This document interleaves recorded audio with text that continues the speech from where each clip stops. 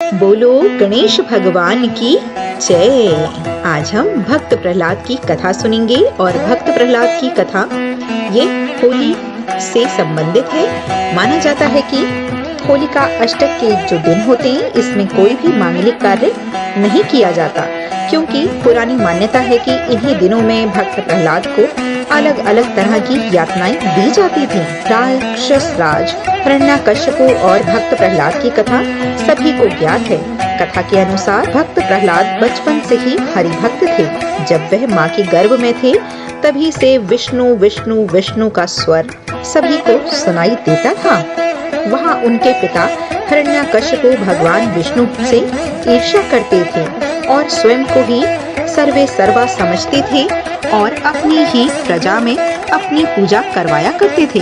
एक दिन जब उन्होंने भक्त प्रहलाद को समझाया कि मैं ही भगवान हूँ, तुम विष्णु का जाप और स्मरण छोड़ दो, परंतु प्रहलाद भक्त ना माने।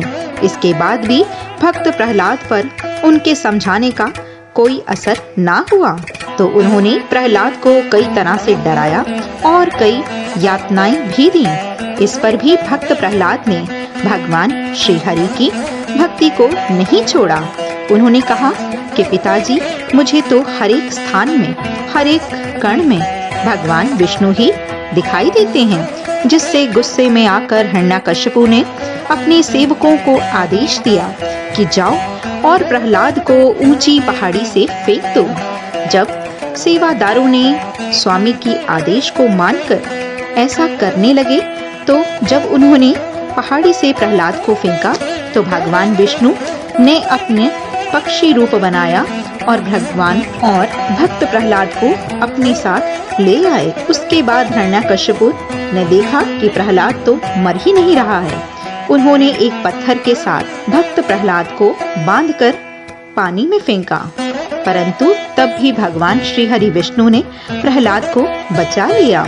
इसके बाद उन्होंने कई तरह की यातनाएं दी। एक दिन उन्होंने होलिका को कहा कि जाओ और मेरे पुत्र को गोदी में लेकर बैठ जाओ, मैं एक चिता का प्रबंध करता हूँ। होलिका ने ऐसा ही किया, क्योंकि होलिका को यह वरदान प्राप्त था कि आग कभी भी उसे जला नहीं सकती है।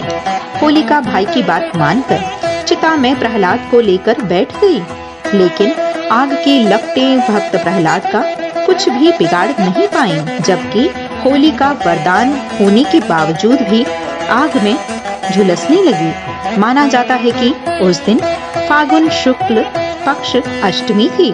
उस दिन से होलिका अष्टक मनाया जाने लगा।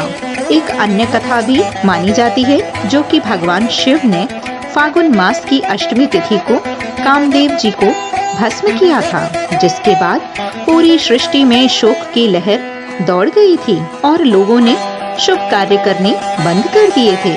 हमारे ज्योतिष के अनुसार भी अष्टमी तिथि से पूर्णिमा के दौरान अलग अलग ग्रहों की अपनी अपनी नकारात्मक ऊर्जा बहुत उग्र रूप में होती है, जो व्यक्ति की सोचने समझने की क्षमता को प्रभावित कर देती है। ऐसे में ऐसे महत्वपूर्ण शुभ कार्य टाल देने चाहिए। लेकिन इन दिनों अपने इष्ट, अपने आराध्य की पूजा अर्चना करने से बहुत लाभ प्राप्त होता है। इन दिनों में धर्म कर्म के कार्य, वस्त्र दान, अन्नदान और जरूरतमंदों में धन का दान जरूर किया जाना चाहिए। बोलो विष्णु भगवान की जय।